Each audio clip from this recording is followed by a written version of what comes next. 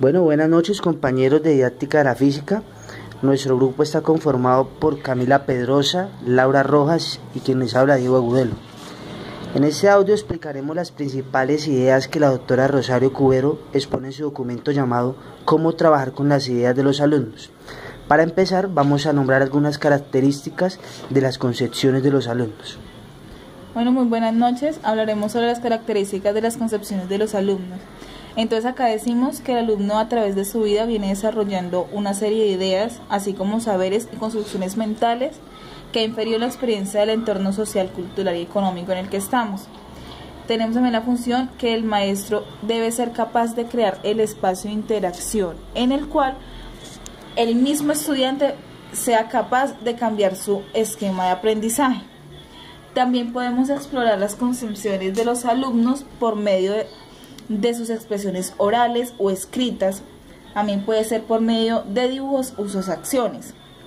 Tenemos unas técnicas empleadas en la exploración de las ideas, dando el uso de cuestiones utilizando registros verbales en el aula. Situado al encuestado, tiene que ser, en esta encuesta, unas preguntas totalmente nuevas. Tenemos que tener una técnica para evaluar como lo son las características de estudio, el tipo de cuestionario y el uso del conjunto de otros instrumentos que recojan la información.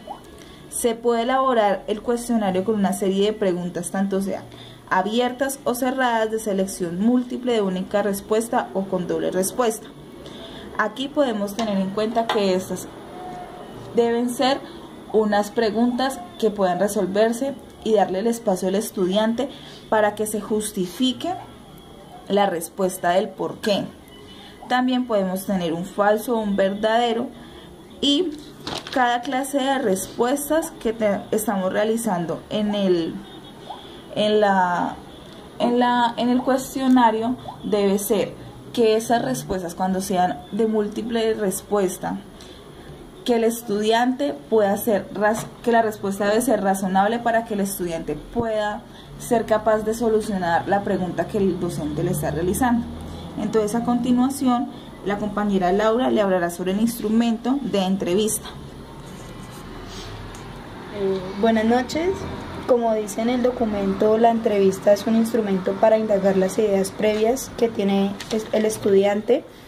Para esto se debe hacer o propiciar una conversación amena con el estudiante para desarrollar un ambiente cálido para que sea una mejor forma de conocer el punto de vista del estudiante frente al tema determinado que vamos a dar en la clase. La entrevista tiene muchas formas de poderse realizar, ya que alguna de ellas puede ser por medio de dibujos, donde se plasma un dibujo en una hoja y le podemos decir al estudiante que nos hable acerca de lo que conoce del dicho dibujo.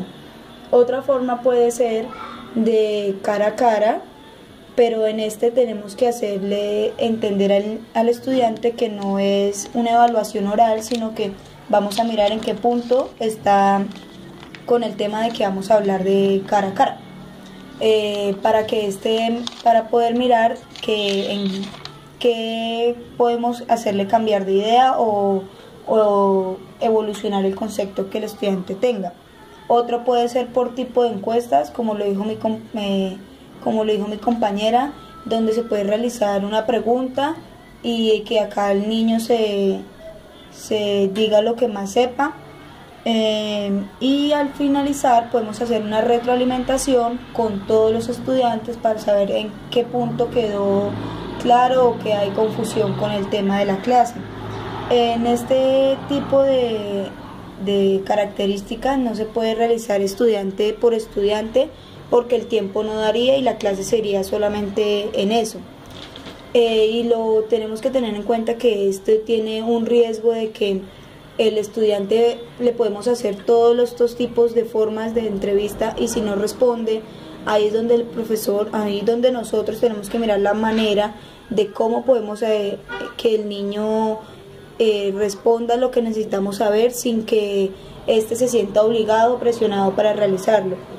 A continuación mi compañero nos va a hablar sobre la observación.